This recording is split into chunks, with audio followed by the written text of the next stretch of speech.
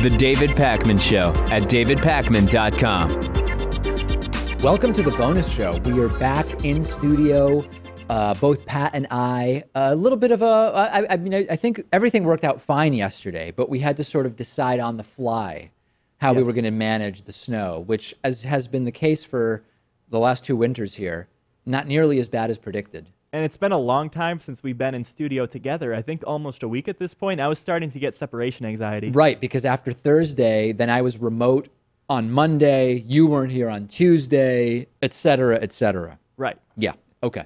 A few stories to get to. Number one, Poland is seeking the arrest and extradition of a Minnesota man who has been exposed by the Associated Press as a former Nazi commander in an SS-led unit that burned Polish villages and killed civilians in World War II.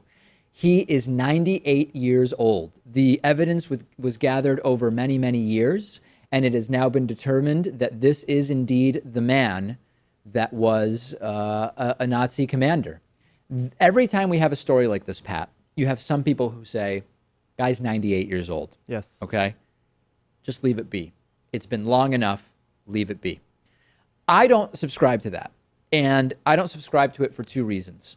We have something called a statute of limitations for certain crimes.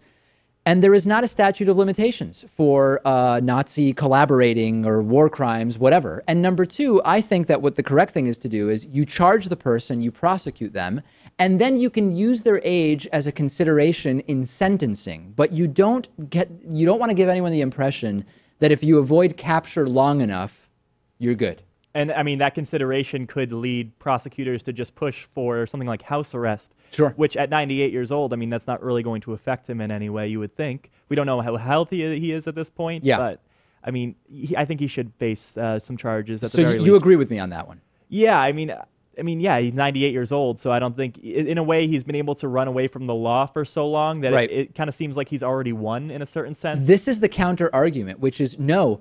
He actually has avoided prosecution for decades, so he got a much better life. You don't want to now, because he's successfully avoided being caught, reward him by saying, because you've avoided being caught for so long, you now just get a get out of jail free card. And again, you prosecute someone, and at sentencing, that's where you can have discretion to take into account age, health status, etc. I mean, you'd like to think that all those years he was on the run, he would maybe feel a little bit guilty or at least just paranoid that he would start to get caught. Yeah. But I mean, looking at the atrocities that he's committed and actually commanded to be carried out in, I think, Central Europe and Poland, I guess. Indeed. I mean, maybe he has come around at this point, but who knows, really? And again, remorse does not make it so that you never get prosecuted. The judge can take remorse into consideration if they want to. As a mitigating circumstance? Mitigating for sentencing. Yeah. Exactly. I feel very strongly about this. I'm curious what our audience thinks about this. Okay, I talked about last night's, what I consider a bogus bombshell, a faux bombshell about Donald Trump's tax returns. Rachel Maddow on her MSNBC show teasing that she has Trump's tax returns. She had his 1040 from 2005, a hand-selected year, in a sense, where Donald Trump paid a 25% effective tax rate, no schedules, no specific lists of how we got to those final numbers. For me, it was a total dud. Well, it seems like I was the first person to bring this to your attention. Indeed. Because I think Rachel Maddow sent out the tweet around 8:15 teasing the fact that she had Trump tax returns. Right. Seriously, she had Trump tax returns. And everyone started to go crazy on Twitter. And we were at least getting a bit excited because there could have potentially been something there. Indeed. Although, again, my initial reaction was it'll be a 1040 and nothing else. So Hillary Clinton ally David Brock, who I believe is one of the founders of Media Matters. If I'm speaking incorrectly, I apologize. I think David Brock is a Media Matters guy in some way. David Brock is offering a reward to anyone who releases President Trump's tax returns. And this is a $5 million reward. And the way it's worded is you have to provide Trump's complete, legally obtained tax returns. That part seems complex to me because how could you legally obtain Trump's tax returns and if he doesn't want to release them? We can imagine hacking the tax returns. We could imagine having access to a computer system and using the system inappropriately to get the tax returns out. Maybe some whistleblower who works within the IRS or the Treasury Department. It'd be illegal. Absolutely. Yeah. So I don't know how you can legally obtain the tax returns. Now, here is one thing. If you're a journalist, right? And this was actually discussed on the Rachel Maddow show last night. If you're a journalist and someone steals Trump's tax returns illegally and gives them to you as the journalist and you publish them, you are not committing a crime as the journalist. So the way this is worded would almost lead me to think that the most likely person to get the reward is whatever person receives the tax returns as a journalist but doesn't actually obtain them, because I don't know how you can obtain them legally if Trump isn't releasing them himself. I don't think so either. And even if you were to do this illegally and the $5 million reward was still offered to you would still be facing so much legal repercussions from that. I mean, you definitely go to jail over it. And not to mention, consequences would outweigh the $5 million reward you might not even end up with the $5 million because you're not allowed to benefit from financially from having committed crimes in many situations. I don't know. Money kind of. Yeah, I don't know exactly how it would be applied here, but I think if there was a legal connection made in your prosecution to the receipt of the $5 million, I can only assume that the $5 million would be seized. I would imagine, yeah. Yeah. All right. Pat, going to our split screen. I think people are liking the split screen. People love the split screen. Did you use it at all when I was Not remote? during well, no, I didn't use it when you were remote. Okay, I had to set it up correctly. Because we've also, oh, that's right. It wasn't set up. We also have set up a split screen so that when I'm not in studio, we can do a split screen with Pat and with me. And people are talking. People are talking about how great it is.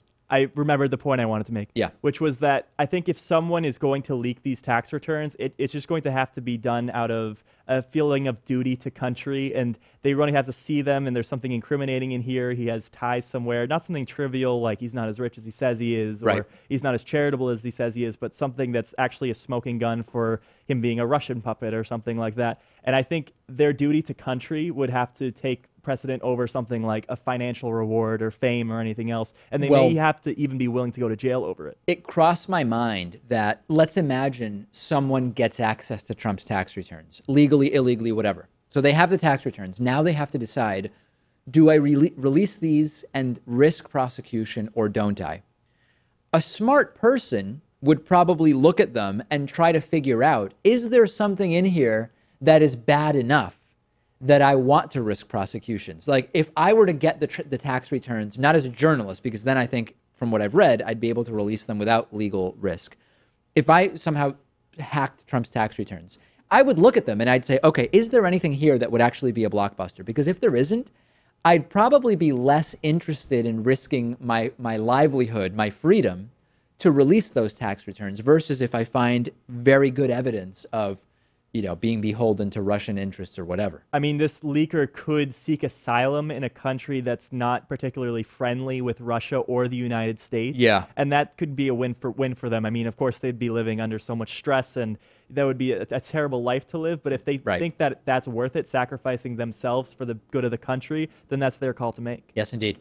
All right, update on the DNA tests. As I've mentioned, Pat and I are doing DNA genealogy tests. We have a DNA genealogy expert who will be on the show after we've received our results, and he is going to analyze them and read into them, et cetera, et cetera. I have done 2 of these DNA tests, one with 23andMe and one with Ancestry.com. The reason is I'm also curious if these are genuine DNA tests. Both reports should say the same things about my DNA.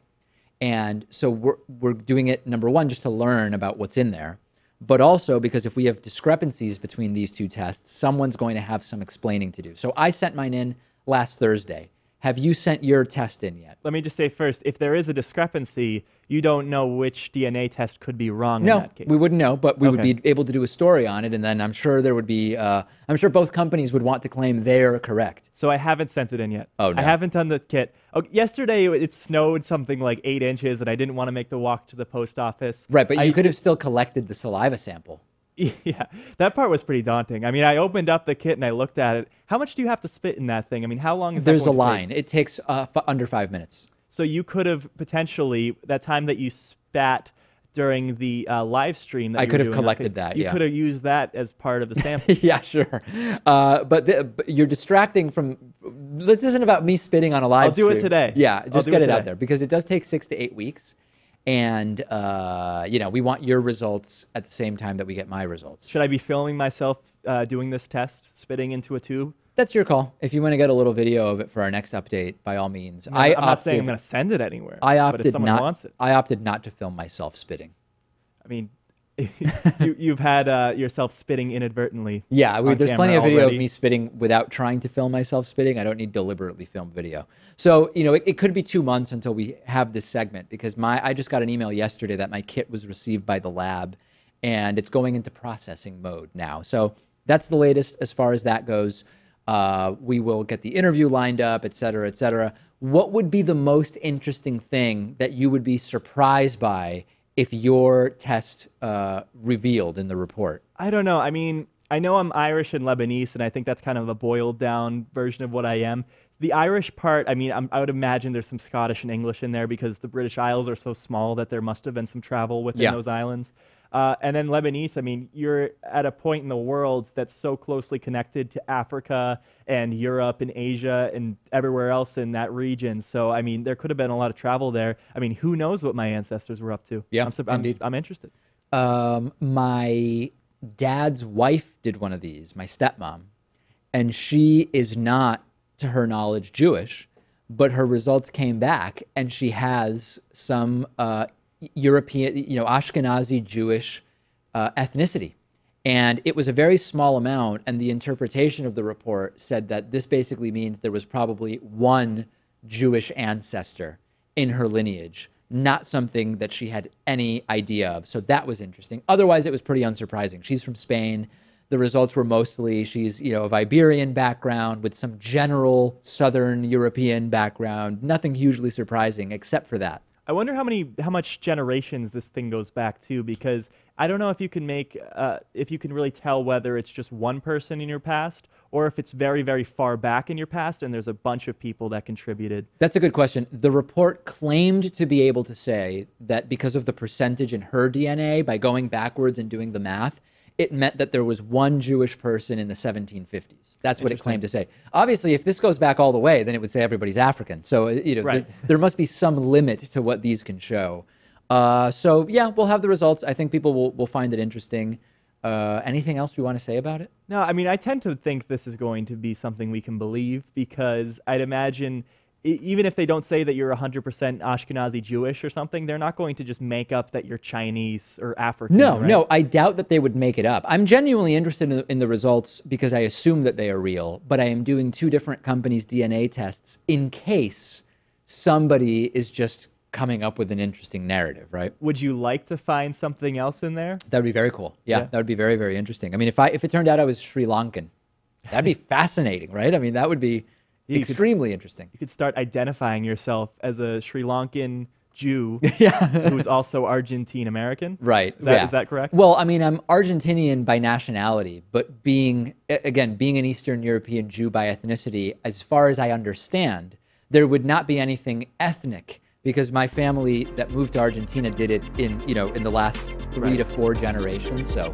yeah. Okay. More about that probably in, 6 to 8 weeks. The David Pakman Show at davidpakman.com.